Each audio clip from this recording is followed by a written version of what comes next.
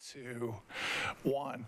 All right, so we're here for the August 30 East Bank Stadium Committee meeting. I think you all, I'm sure, got the notice that the original plans for today's meeting changed up a little bit. Originally, it was going to be the mayor's office and the team coming to talk about the status of the negotiations, and then we were going to have a committee discussion. Councilmember Druffel suggested that last time to me, just about what we've learned so far, where we might be going next.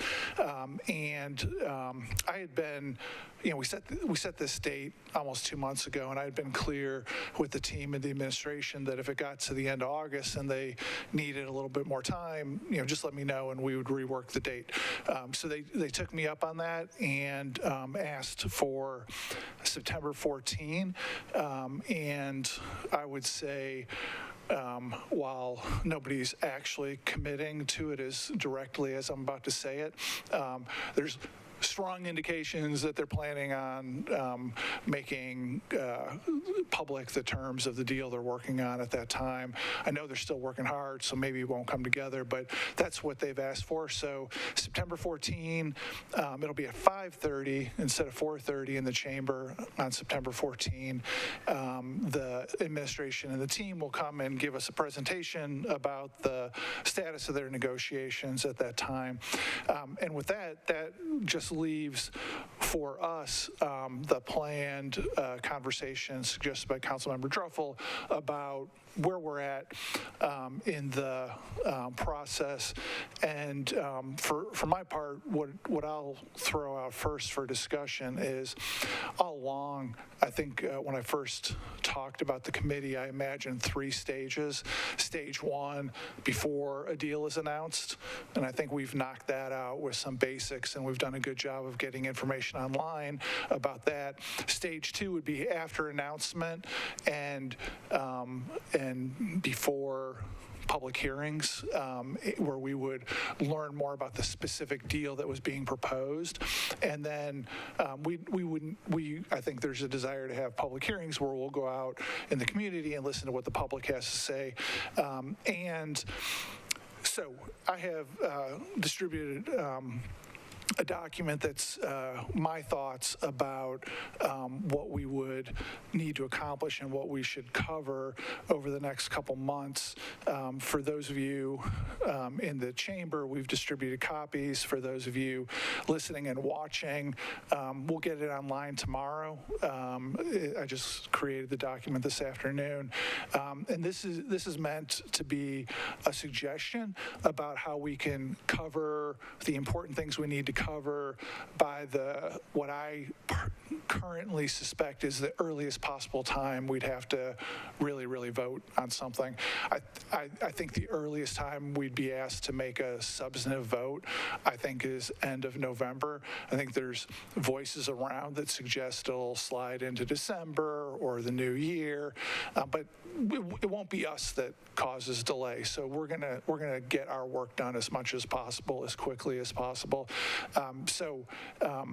You guys have this piece of paper right now. It just got sprung on you, but I'm happy to hear comments. And for those of you watching, it basically lays out a series of dates that would keep the committee pretty busy through the middle of November. And that would be the update from the team in the mayor's office on September 14. Then on September 28, we would have an initial analysis from our council director, Margaret Darby, as well as a discussion of economic impact of stadiums. I'm working on speakers for that. For October 5, the team has requested an opportunity to discuss stadium design and their community benefits plan. And so October 5 would be accommodating their request to discuss those things. October 12 would be a discussion about the 130 acres that will surround the stadium to get the best thinking from the administration, whether that's planning, mayor's office, NDOT at that time, about what's actually going to go there. What's the cost? How does it relate to the rest of the East Bank? And then after that, we would set up a series of public hearings in multiple places around the county over the next several weeks. I've penciled in suggesting November 2nd for another committee discussion like the one we're about to have today. And then that would, we've been told the venue study will be done by early November, and this proposes a November 9 meeting to have the consultant or the mayor's office or somebody present us the results of that study.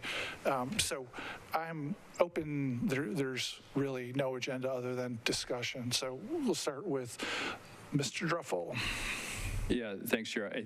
You know, in the early stages of comment,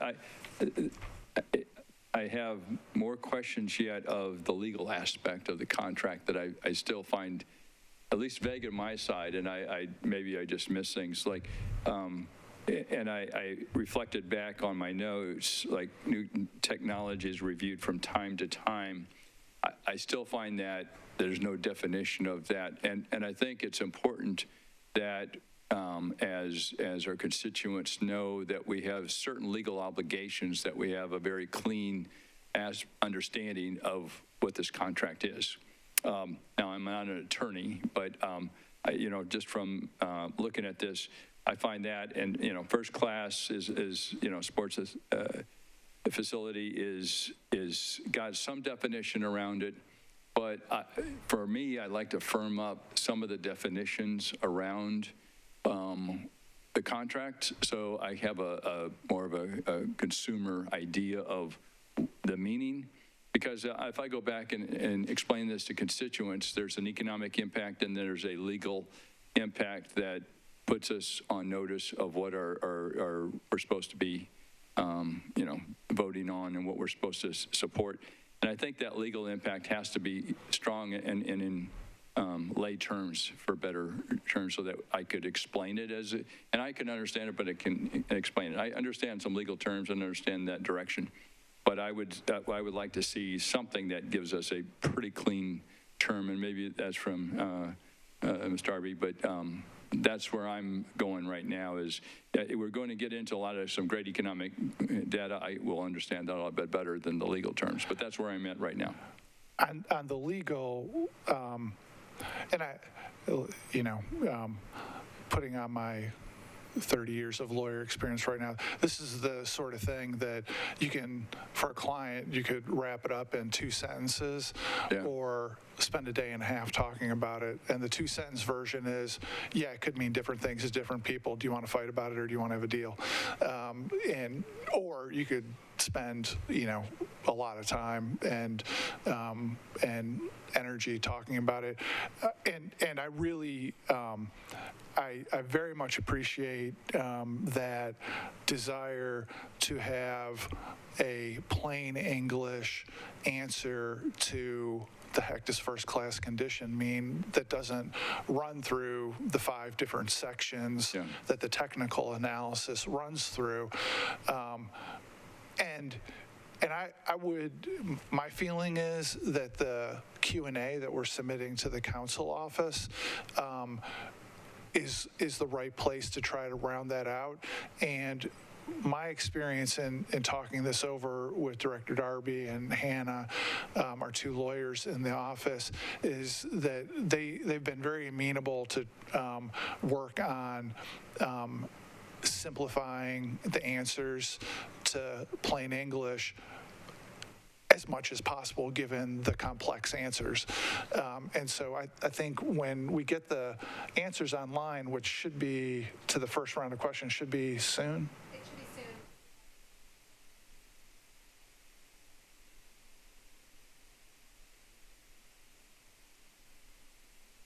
Yeah, it must not be plugged in.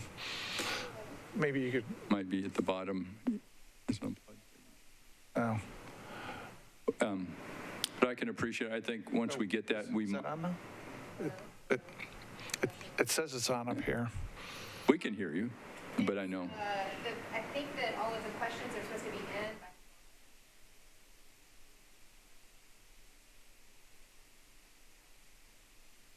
in. It's. Well, the economic impact, I know, is probably the driver, the positive driver of this, but knowing how we're framed into this, I think, is important to know as people will have questions. And in layman's terms, the best we can would help us for those skeptics to say, well, you know, you've created an economic impact that may not, you know, be real. I'd rather also know that we have a sort of a legal component that says, yeah, we are required to do this and gives us some framework. So for me, that would be the only thing that I find that I would like to see a little bit more of. And again, something I could explain to constituents without the complexity. I know it's really complex in some ways, but something that is, you know, in a you know. Well, let me ask this just to help guide our council staff. You know, I'm confident that the plain English answer to the technology requirements and the first-class condition, the plain English answer is, well, people might have a multi-hundred of millions of dollar difference of opinion on what it means, and that's as much clarity as you're going to get absent litigation. And so I would encourage that, like, we have to figure out a way to talk to constituents that acknowledge nobody's going to get within a couple $100 million of each other on what the cost of first-class condition means. Yeah, it's under, you know, if you look at technology being the large number, from a distance it looks, you know, software, hardware, computers, obviously it's beyond that.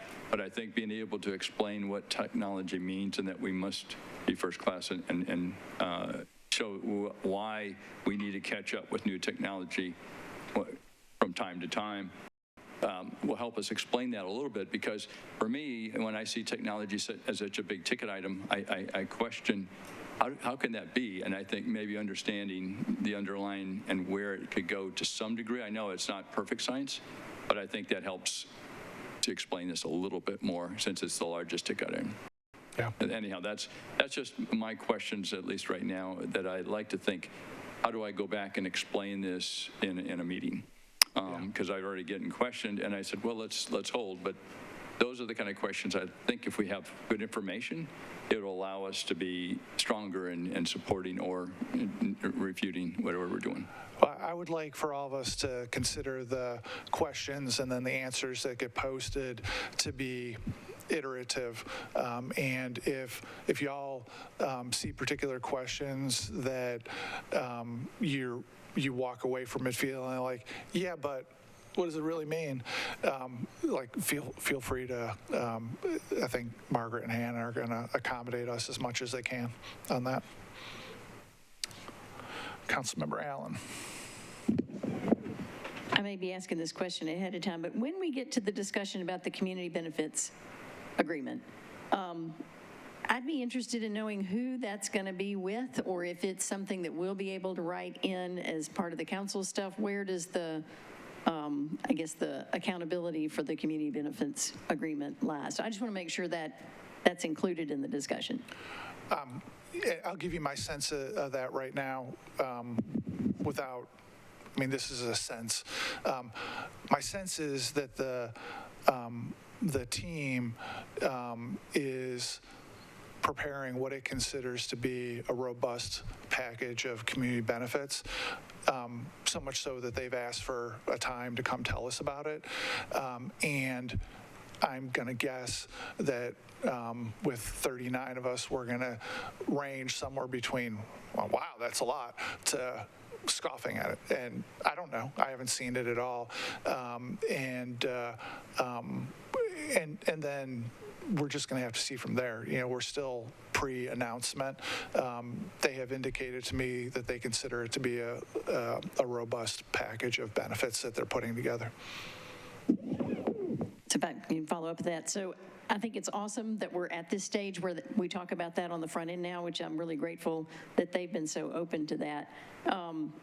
Part of what made this work so well for the MLS stadium was that there was a document, in that case it was a letter, that said the council is committed to ensuring that these things happen. And I mean, now we know that there can also be this interesting legal thing between an entity and the organization, but many of those things are not related to zoning so that there's not an official, easy mechanism to do it. So I guess I'm interested to hear from them what their robust package is, and I'm grateful that it sounds like there's going to be one.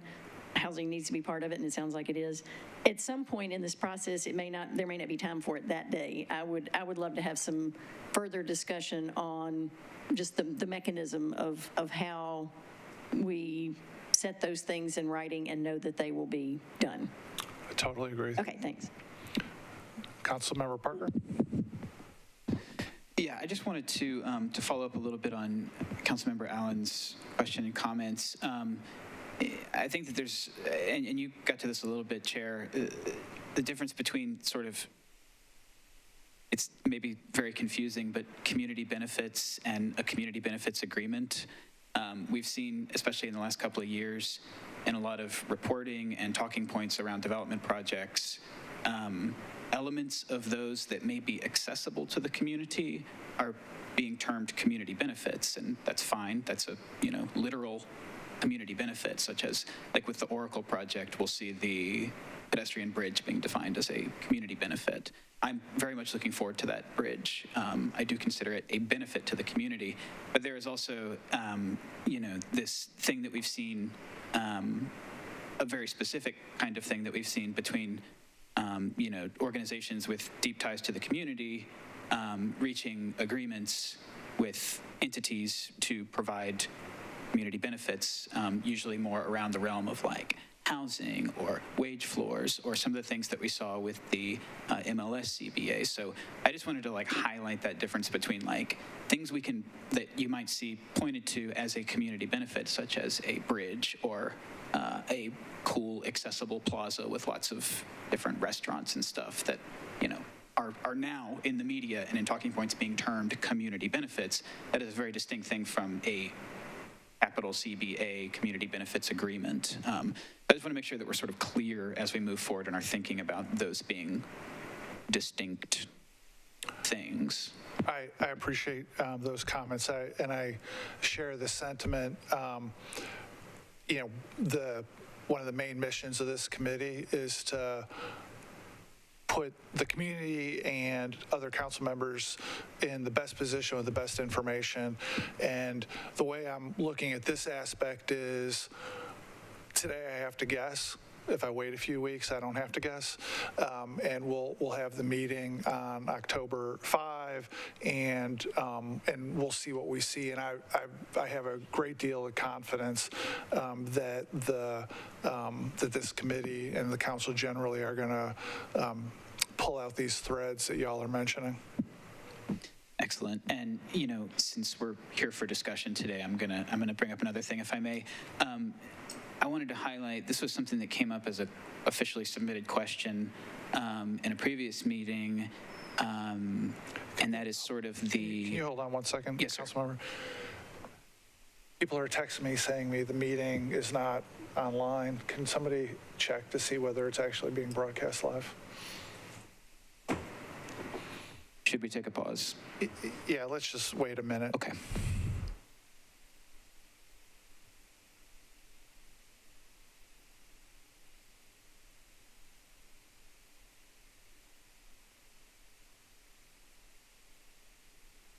I never know on this whether it's like somebody's personal tech issue or real. My internet's down. Yeah. Yes, I do get texts when people's internet is down too, yes. There's 4 different fiber contractors fighting for the same stretch of road in my neighborhood, and my stuff keeps going out.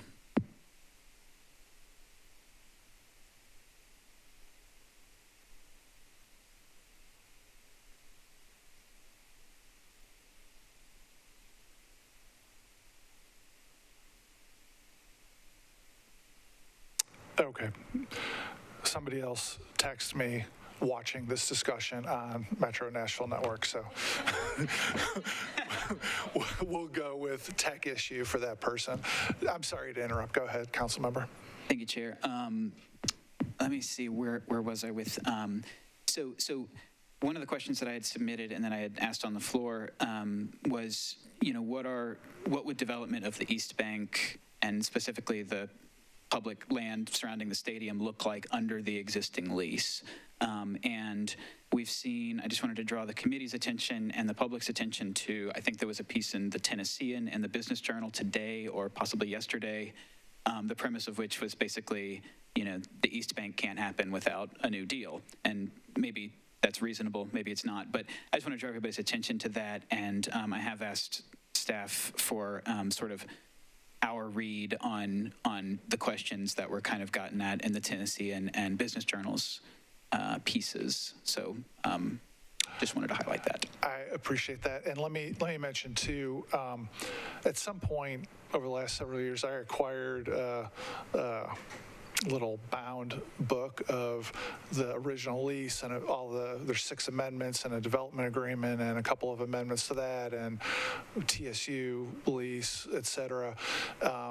And we're going to work over the next couple weeks to get that whole bound book online for folks to see too.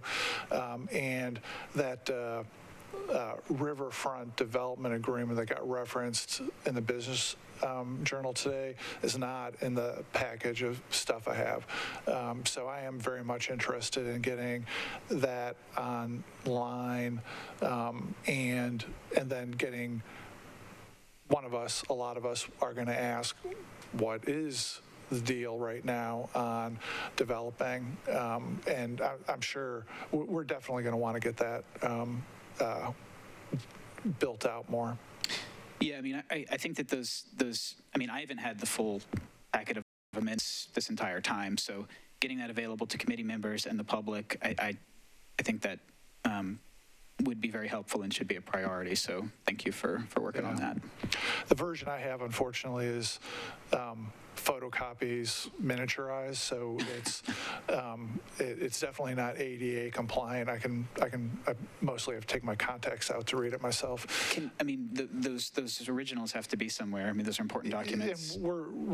I talked to the council office today about getting that package online, and we'll get that taken care of. Okay, excellent. Thank you, Chair. Who else? Any thoughts about this proposed set of topics? I think it's good balance. All right. Let me ask you all about this then. The public hearings. For different topics over the years, I've seen 2 schools of thought. One is like soccer. There was one giant one out at the fairgrounds that was a gazillion people, and there was a very short time limit to talk. And because it was one meeting, my sense was that proponents and opponents poured all their energy, and it was a little hard to tell what was real support versus AstroTurf support, and same with the opposition. It's certainly easier for us to do a meeting. And then, like the year that I was Budget and Finance Committee Chair, we got partially interrupted by COVID, but I think we were set to have 7 community meetings in a bunch of different places.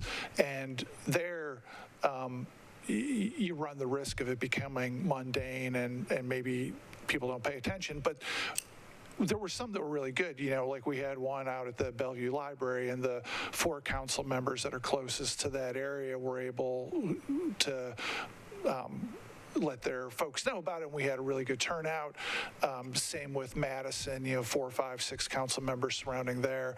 And so left to my own devices, but it's more work for us. I would say like the Hermitage Precinct, Madison Precinct, Bellevue Library, like out at Fordyce Center, and then maybe Bordeaux Y, and it can be hard to draw the line. Once you start having a bunch of them, then you're going to miss somewhere. What's everybody's gut sense of 1 or 2 really big ones, or 4, 5, 6 ones where we can concentrate having 5 or 6 or 7 council members try to drive their people to the one in their area? Councilman Druffel. And let me suggest maybe an alternative also is there, and I know everybody wants their voice to be heard. Is there a way to do it in such a live fashion where there's a questionnaire or some way that you can weigh in? But when you start to take a look at volume, what quality is going to occur and how are we going to sort of assess people's perspective with, people that just are willing to stay in line so long versus the ability to do a real assessment that people could go online or in some other fashion chime in with both, here's what I believe in and here are the issues I see as a constituent. I think when you start to look at, it's important to get their feedback, but we also need to weigh their feedback, and certain people have the opportunity to get certain places, and then, can they communicate that well in front of others? That's important that they have the opportunity, but I think there's another way to do it that gives us a little bit better feedback, and a little bit clearer feedback by, subjective comments. How do you categorize those? We'll hear through that a little bit more, but I think there's a place here for us to get a questionnaire or some way to see where they're slicing it and understand it a little bit better. And then also that gives us a better opportunity to respond in a broader fashion too, as if they're really worried about the contract or the economic component or, what do you understand or where do you want more information? We can get more information from them and then be able to get that back to them. Does that make sense? Yes. And I guess I'm thinking about my own experiences in different parts of the county. And I know there are definitely different council members, district council members develop different favorite ways to get their own feedback. So probably, I guess what I'm hearing from that is figure out more ways than just public meetings to get feedback. Yeah, I think public meetings are good because I think people like to have that voice and be heard.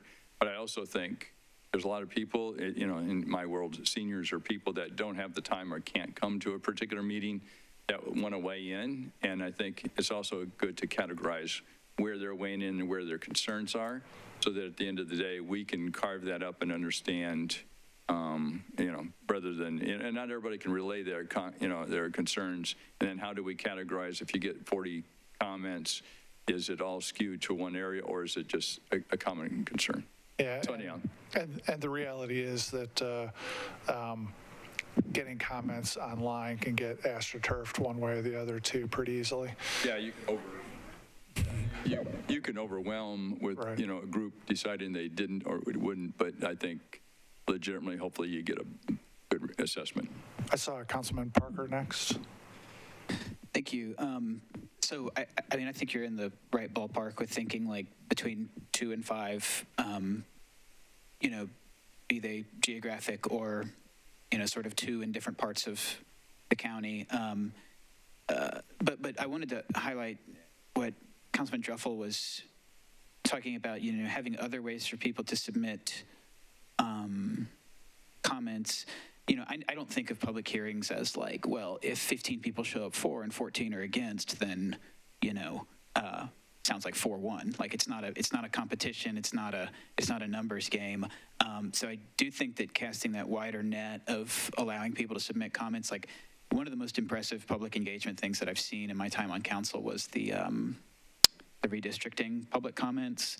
I mean, those documents, I read all over the county people's comments. It was so fascinating to see, what Steve Jenkins thought about the boundaries of his neighborhood and, how his neighborhood is, the contours of it, and what district it feels more home at. I mean, there was just so much cool information in there. And that was, I think, very staff intensive. I mean, I don't think the council has the staff to support an effort like that, specifically with the aspect of responding to. There was a lot of response from staff in those feedback documents that were published by the planning department.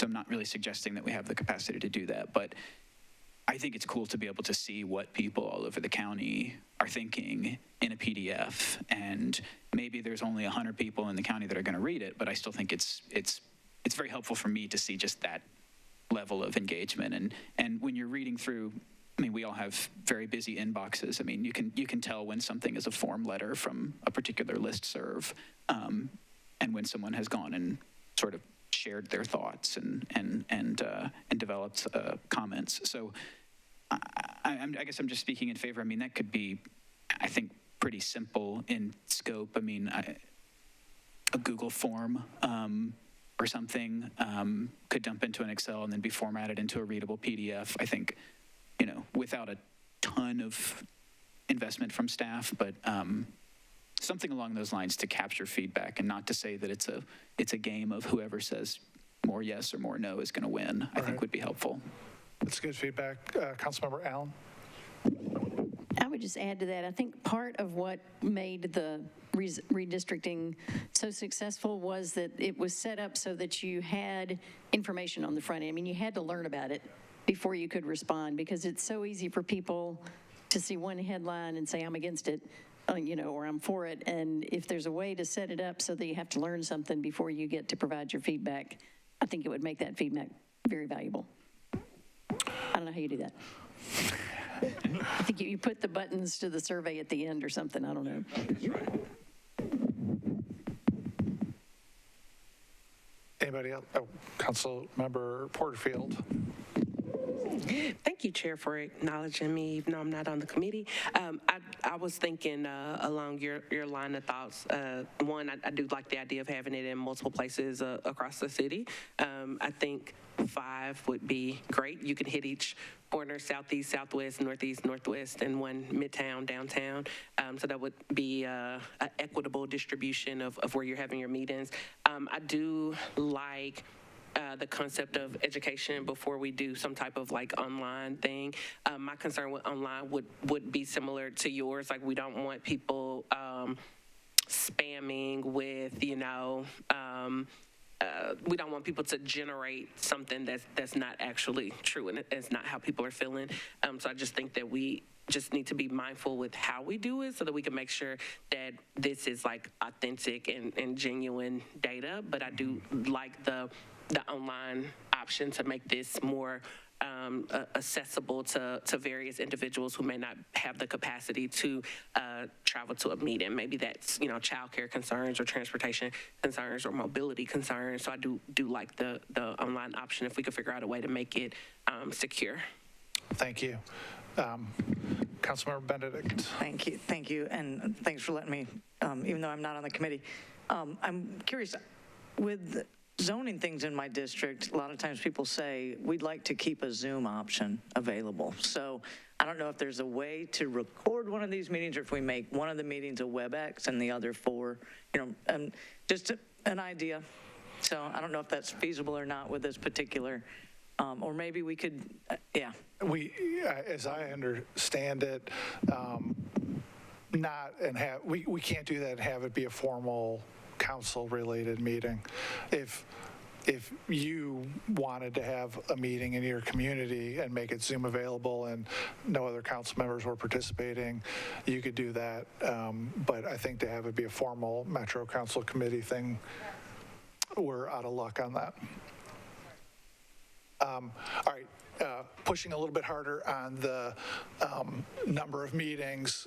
I've spent way too much time in my life in the last couple of years thinking about number. So if you do 5, one of them is going to be in Parker Withers District because it's right next to the stadium, and then almost certainly Hermitage, almost certainly Antioch, almost certainly Bellevue, and then you have a Madison or Bordeaux, and it's sort of insulting to one area to pick one, not the other. And you also sort of miss the whole Nolensville corridor.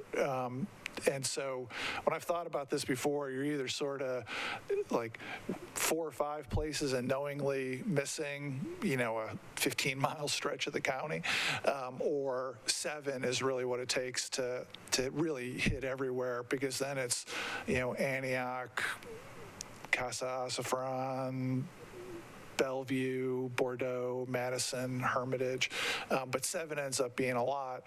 So you guys have heard me go on a little bit with the pros and cons of each, just like gut feeling, like show of hands, like 5, 7, 5, let's say 5.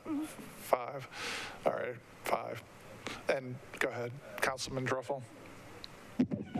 Also, the length of the meetings, I don't know what this will really come out to be, but, you know, I think, I don't know if there's a way to restrict the length so that after 3 or 4 hours, or if someone were to get into, you know, a lot of conversation, we would have some limitation to that. I think we have to view it as public comment, not as Q&A. Okay. And so Director Darby and I have had just the beginning of conversation about that maybe we would have a presentation either by committee members, probably committee members, that takes the director's summary of the deal, whatever it is at the time, and presents that for 5, 10, 15 minutes at the beginning of a meeting. And then we get comments with a 2-minute limit, some time limit. And my experience has been if you do 5, the first one is going to, wherever it is going to be over attended. And then by the time you get to number 5, you'll feel like, boy, I'm glad I did them all, but gee, Okay. nobody's here because they showed up at the first 3 or 4. Okay, I just want to make sure that we don't get into, now I don't know what this looks like down the road, but if there's enough interest, you could see a very long meeting at some point. So I just want to make sure. Yeah, I think we have to some view it control. as public comment, not as Q&A. Okay, thanks. Did anybody feel otherwise? Councilmember Porterfield.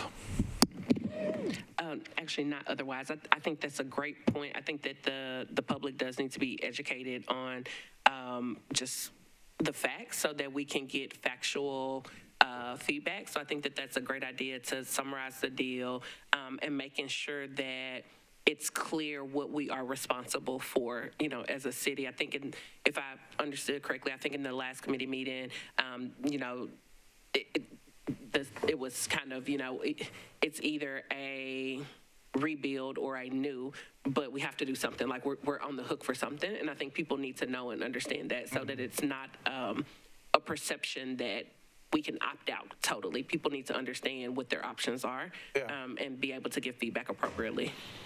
I think that's a good point.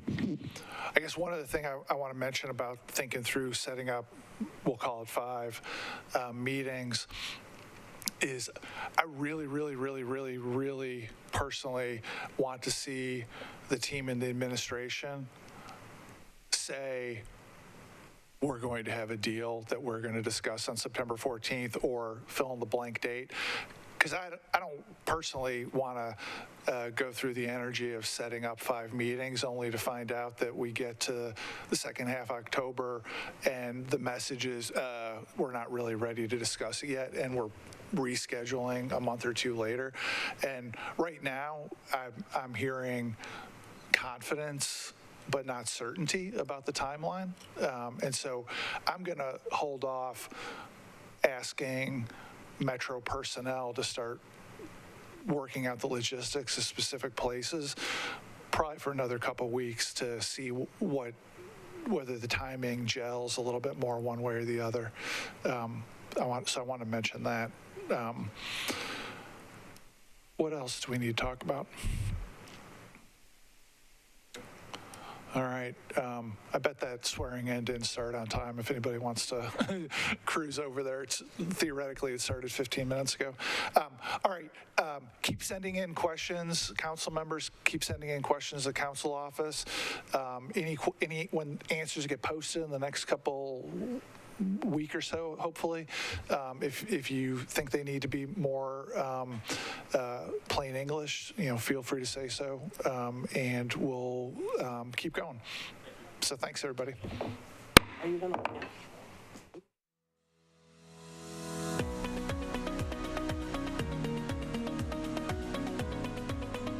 This has has been a service of the Metro Nashville Network.